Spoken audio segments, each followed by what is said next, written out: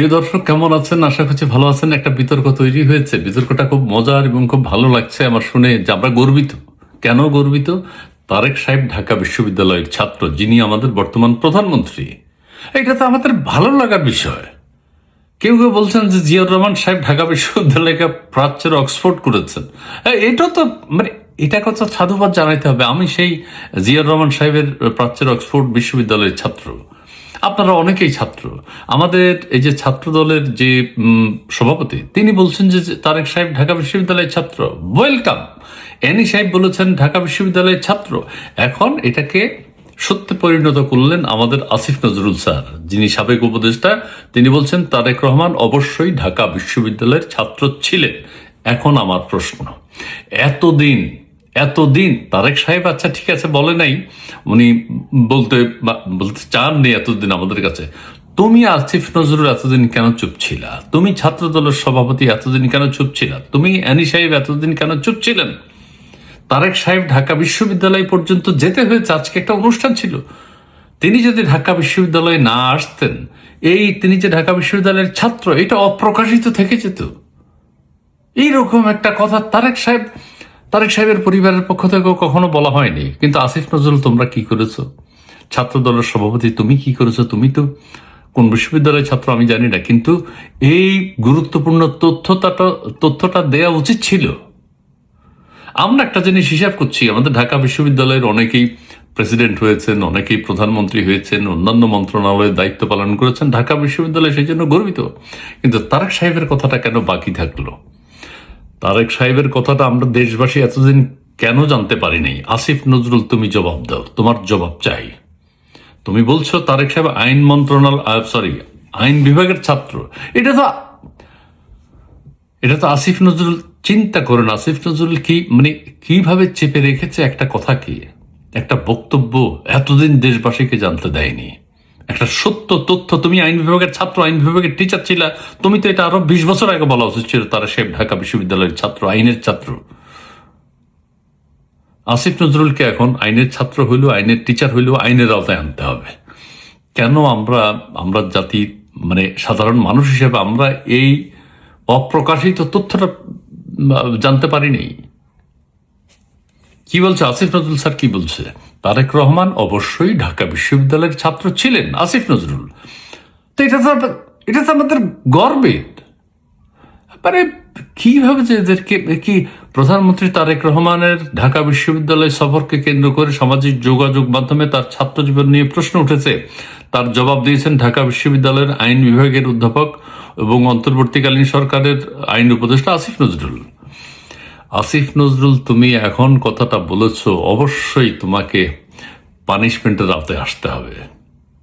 অবশ্যই তারেক সাহেবকে ঢাকা বিশ্ববিদ্যালয়ে এসে আজকে প্রমাণ করতে হলো উনি ঢাকা বিশ্ববিদ্যালয়ের ছাত্র। কিভাবে এটা মানব? তিনি প্রধানমন্ত্রী হয়েছেন, তখনও আমরা কখনো শুনিনি। তিনি 17 বছর লন্ডনে ছিলেন, তখনও আমরা কখনো শুনতে পারিনি। তার আগেও আমরা কখনো শুনতে পারিনি। তিনি 85-86 শিক্ষাবর্ষের ছাত্র ছিলেন। ছাত্র দলের সভাপতি আজকে বলতে গেছে, তিনি জানিয়েছেন তারেক রহমান 1986-87 শিক্ষাবর্ষের ঢাকা বিশ্ববিদ্যালয়ের আইনে ভর্তি হয়েছিলেন এবং প্রায় 2 মাস নিয়মিত ক্লাসও করেছেন। 2টা মাস তিনি জীবন থেকে ঢাকা বিশ্ববিদ্যালয়কে দিয়েছেন। তো এটা আমাদের বুঝতে হবে না? আমরা 2 মাস তিনি নিয়মিত ক্লাস করেছেন, তারপরে কেন করেন নাই? আর ফেসবুক পোস্টে দেয়া অধ্যাপক আসিফ নজরুল বলছে তিনি অবশ্যই ঢাকা বিশ্ববিদ্যালয়ের ছাত্র ছিলেন, আইন বিভাগের উপরের ব্যাচের ছাত্র হিসেবে। আসিফ নজরুল সিনিয়র, উপরের ব্যাচের ছাত্র হিসেবে তিনি বিষয়টি জানতেন। এই যে বড় অপরাধটা এখানে।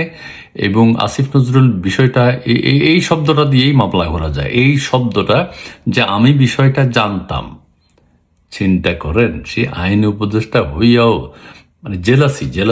জেলাসি বলবে না তারেক সাহেব যে এত বড় ডিগ্রিধারী একদম পরীক্ষা দেন নাই, কেন দেন নাই, পাশ করেন কেন করেন নাই সেটাও বলছি। কিন্তু আসিফ নজরুল তার নিজস্ব স্বীকারোক্তি, আসিফ নজরুল বলছে আমি আইন বিভাগের উপরের ব্যাচের ছাত্র হিসেবে তখনই বিষয়টা জানতো, 85-86 সালে। অথচ অথচ আজ এতটা বছর 50 বছর যাবৎ আসিফ নজরুল এই জাতিকে সেটা জানতে দেয়নি, তথ্যটা চাপা রেখেছে।